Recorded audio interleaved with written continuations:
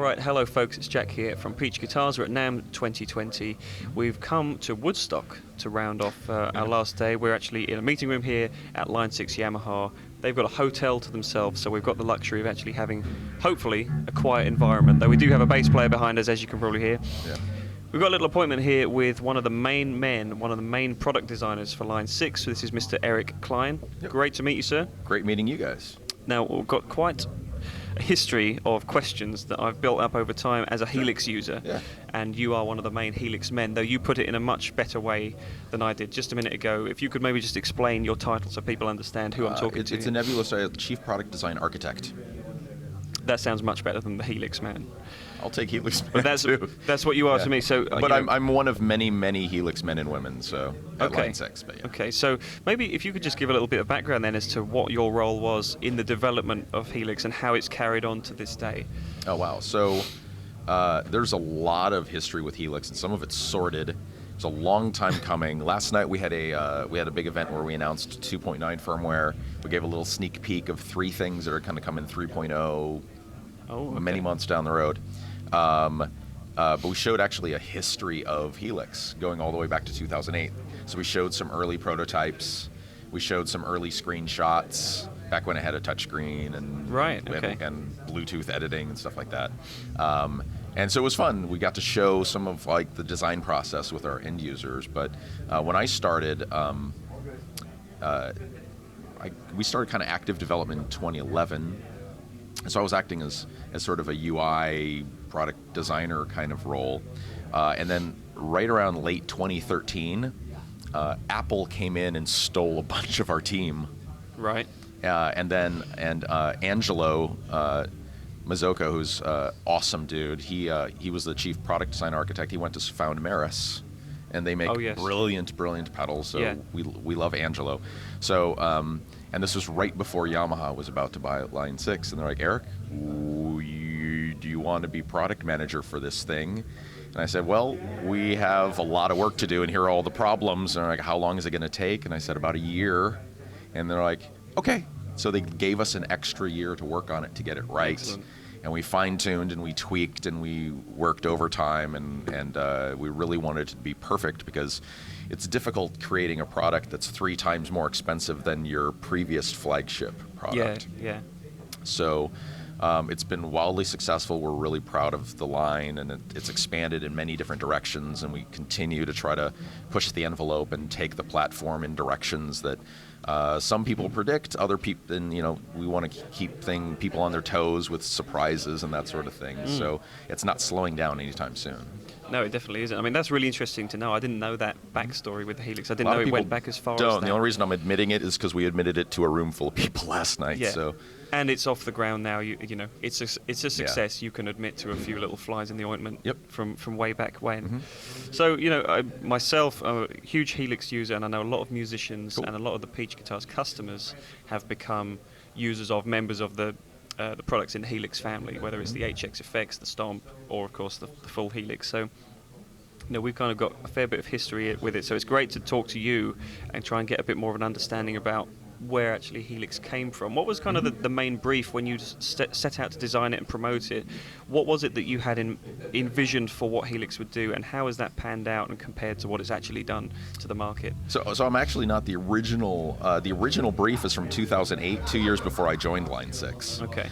So when I came on board, they're like, here's the password to our server, go nuts, check out all of these things. And there were hundreds of product designs, and it was like being a kid in a candy store. Right. Because I came from Roland previously, and they were super secret. Like, I didn't actually get to see new products until 2 or 3 weeks before the NAMM show. So we had to learn them really quickly. Whereas, and then Line 6 comes in, they're like, oh yeah, here's the next 4 years of products. Great. Oh, and here's a link to a server that has every product design that we've ever thought of and then canceled. So, and I saw this thing that we're calling Veta System that was put together in 2008, and the hope was that it was going to be this massive, huge, not complicated, but super uber powerful, no holds barred floor modeler and tube amp combo. So it was actually going to be a floor modeler with the scribble strips and the RGB LEDs and multiple amps and lots of flexible routing, but that it was actually going to be sold with a tube amp. Right. And then it would switch the tubes to the tube amp topologies, and it would do all that sort of thing. Okay. But this is 2008, and then the economy totally took a dive, and we realized, well, nobody's going to spend. That would have been an expensive. It would have been really expensive. So this is before I started. So they put the kibosh on it, instead pivoted to HD 500X and DT amps. And that became sort of the dream rig. And so some of that stuff was still in there, the ability to remote control things. And as you turn knobs, it changes the analog topology of the tube amp. Yeah. But we never lost sight of what the original idea was, and that was this no-holds-barred, hardcore modeler. And then in 2011, we just kind of ramped it up again. Like, let's see where we can go. And it took 4 years of active development. It was supposed to be 3. But because half the team left, we had to, reconfigure everything, and but it's been great. Yeah, well, it's certainly panned out very well. And one thing that I want to kind of clear up, and you're definitely the guy to do it, is I think there's still a little bit of adversity out there with traditional tube amp users and traditional pedal board users. I think there's now an understanding that this stuff doesn't necessarily have to replace anything. 100%, the Helix 100%. family is to be used in conjunction with what you already know, and that's the beauty of it, is how well it implements with other pieces of gear. Yeah, and that was really important to us early on, and we've been trying to tell people that, and it's admittedly frustrating when I see somebody say, oh, you have a Helix? Oh, you have to get a PA speaker or an FRFR speaker. I'm like, no, you can do whatever you want. Yeah. So you don't even have, if somebody wants to just use the Helix effects and not use the amps at all, great. We don't care how people use Helix. Yeah. And when somebody's trying to just get into modeling, if they've never done it before, it's really jarring going from a pedal board and tube amp instantly to a modeler with an FRFR speaker. Yeah. So what we suggest people do is actually do it in steps until it starts getting a little weird, and then stop. Yeah. So modeling, like the full modeling from preamp, effects, power amp, cabinet, or IR into a full range system is not a destination, it's just one avenue. So if somebody wants to use Helix, maybe in 4-cable method with their favorite Mesa Boogie or their favorite Marshall, and use the Marshall's preamp, and then maybe for the first half of this ballad they switch to a JC120 preamp in 4-cable method, they can do that with one foot switch. Sure. And then they can switch the channels remotely. And if that's the workflow and that gives you the best results, stay there and have fun. Yeah. I think that's very, very well explained. Yep. That absolutely covers the question I wanted to kind of set to you, because there is, like I said, there is still just a little bit of resistance out there. But guys, if you just want to expand what your whole setup can do without having to replace the whole thing, I think there's no better family of products out there. And also within the price point, because obviously Line 6 is such an enormous company, they've got the freedom to put all this kind of, they've got powerful resources that they put into this family of products. We have way less than people think. Yeah? Yeah. Team Helix is actually really small. So, when we were trying to get Helix over the finish line, we actually had a lot of people working on it. Right. But a lot of people were coming in and out. I think in total, over the course of the last, 9 years, we've probably had 110 different engineers working on it. Wow. But at any given time, Team Helix right now is about 8 people, and that includes 8 for the hardware and firmware, and then we have another probably 3 or 4 for software. Okay. And that's everything. That's all the HX products. That's all the Helix products. That's all the software. That's all sustaining updates. That's PodGo, which isn't technically a Helix or HX product, but it was made by the Helix team. Okay. So we have a lot of stuff to do with a very few amount of people. Yamaha's very hands off. They kind of let us do our thing. Right. But it's nice to have, mom and dad with a lot of money in case we get into trouble and we bite off more than we can chew. So yeah, I mean, forgive me, I wasn't trying to suggest that there's like not at all. This safety blanket and you can do no wrong, because the work speaks for itself. I'll freely admit it's a safety blanket. There were a lot of layoffs in 2008 across the entire industry, right? And it was really rough for a lot of companies. A lot of companies shuttered. So it's nice to have Yamaha have our backs, and it gives us a lot more flexibility and freedom to kind of take more risks. And there are a lot of Helix things that we could never get away with if we didn't have that safety blanket. So we're really fortunate to have Yamaha believe in us and kind of let us do our thing. And as long as we're successful, they let us keep pushing the envelope and doing more surprising, weird, risky things, and that's where it gets fun. So, well, I think that's quite nice to know for people that you don't have this kind of big corporate hand on your shoulder at all times. You know, you're essentially a boutique team of guys that are designing these products and pushing the software forward as well. That's the exciting thing too. Obviously, you really got the hardware right straight away, and the software now is what allows this product to keep blossoming. That being said, do you see the hardware going anywhere in the future anytime soon? Oh, is there anything that's going to come along? We have a good probably 6 years of products planned out. Most of them are fully defined, and that stuff changes, as we get user feedback, or as market changes, or as the competitive matrix kind of changes. Yeah. We're pretty agile. We're able to pivot very quickly. Like, oh, that doesn't work. All right, let's focus our efforts on this instead. Nice. And that's much easier to do with a smaller team too. Yeah. And I guess that you guys have that foresight now as to what the market's going to do, because you've pretty much, I would say, spearheaded the kind of digital movement back into people's lives again a little bit more than perhaps some other companies have done. Not to run any other companies down, but I think Line 6 is the go-to name that most people think of. So therefore, they'll find a product that works for them, and that allows you to have that foresight into what people are going to want in the future, I suppose. Yeah, and we're actually friends with Christoph Kemper. So Adrian and I are probably going to go grab beers with him in the booth later today, and we have massive respect for Cliff, guys at Atomic. We just want to grow the digital market, and we want to kind of educate people on the advantages and disadvantages of digital, like the pitfalls, the context that's required to kind of get the best out of it. And for some people, it's not worth the work. For those who believe it is worth the work, there are a lot of really cool advantages that digital gives people, and we just want people to be aware of that kind of Absolutely. stuff. So. Yeah. So when a new company comes out with a new modeler, it's cool. All right, we're going to get more people seeing these things, more eyes on it, and in a way, it helps everybody. Yeah, because that kind of collective feedback is only going to be a good thing. Yep. Yeah.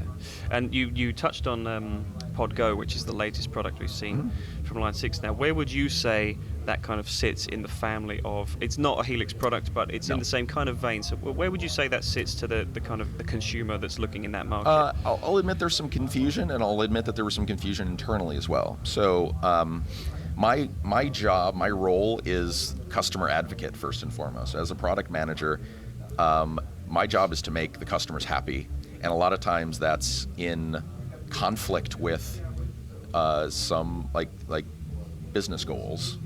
Right. So, and to be honest, as long as our business goals are met well enough that I get to keep my job and continue making products and be proud of the products we make, don't care. Yeah. So when it came to Pod Go is first and foremost, it's something that we felt was really important because we needed to expand the modeler market to a price point and to geographical areas like Latin America and Asia, where it's important to grab something, pop it in your backpack, hop on a train or a subway and go to a gig. Not everybody can lug a bunch of guitars and a backpack in their SUV and drive to a club. That definitely applies to Europe and the UK too. Yeah, absolutely. Yeah. But at the same time, because we also wanted it to be super easy to use and super immediate. So when it was time to go back and look at Pod, we ignored HD 500X and we ignored all of the last pods we had done in the last 15 years and went back to the original Bean. And we're like, how can we distill the immediacy and the ease of use and portability of the original Bean that was so wildly successful, but not lose sight of what we've learned since we've come out with Helix and HX products. So how much Helix goodness can we cram into this box without making it hard to use? And it turned out we were able to cram in a lot. But we spent a lot of time shaving off all of the power user features and the little things that makes HX and Helix products more expensive and more sophisticated and more powerful and flexible. And really, we wanted a meat and potatoes feature set. So if there was a feature that had a little bit of like coleslaw or a little bit of potato salad, we're like, nope, that gets off the plate. It's just meat and potatoes. Okay. But we weren't willing to sacrifice on sound quality. So from the very beginning, we're like, no, it must have HX models. Not everything fits. We had to make some decisions to kind of squeeze as much we could out of the DSP that we're using in it. But we hope we made the right decisions. Well, it sounds like it then. So, I mean, I'm yet to kind of get my hands on one to try it out properly, but it sounds as though that for the player who just wants that quality, but not necessarily, I think a lot of people maybe look at a Helix or even an LT and think, well, a lot of this stuff I won't use, therefore, why would I need it? Sure. So the Podgo sounds like you're getting that quality, but you're not being befuddled by a load of extra options that you just don't need. Oh yeah, and I'm sure our sales guys are like, you still should buy a Helix instead, but it's like we want to spread the love. We want everybody to be able to experience this kind of thing, and Podgo, and the fact that it's 449 US map is hopefully gonna spread what we've done wider. Fantastic. Well, I think that just about summarizes that the HX family of products, Line 6 family of products, has got a very exciting future, and so we're looking forward to getting our hands on the Podgo, seeing where things are. Hopefully 2020 is going to be a big year then, and there's some software updates, firmwer updates on the way that you we announced 2.9 at the big Helix party that we try to do every year. We also previewed 3 features that are going to come in 3.0 several months down. We don't know how far it's going to be before it comes out. So favorites is really cool. That's my favorite. It's kind of like the new snapshots feature. Right, okay. User model defaults and 8 blocks in Stomp. And there are a ton of other things in 3.0 that we have planned that we didn't show. We just wanted to kind of tease some 3.0 stuff so people understand that we're not giving up on the platform. This is still very much our baby, and we're going to keep pushing forward. Very nice. Well, I'm sure we could sit and talk about this for a very long time. I will babble all day. Because it's very exciting, and hopefully you guys are getting some good information out of this. But I think the bottom line is just have a look into the HX family of products. You've now got another great contender. If you hadn't looked previously and you want something that's a little bit more simple maybe, you've now got perhaps the product for you. So if you want to find out any more info about any of these products we talked about, please go to peachguitars.com and you can find out all the inventory of Line 6 products that we stock, including the new Podgo. So I hope you've enjoyed this video, guys. Thank you so much, Eric, for your time. Thank you, guys. Much appreciated. Great to chat. I wanted to ask these questions for a long time, so thanks for clearing up all this information. Cards and please do. Please do. Thanks for chatting. Thanks for watching, guys. Stay tuned, and we'll see you soon.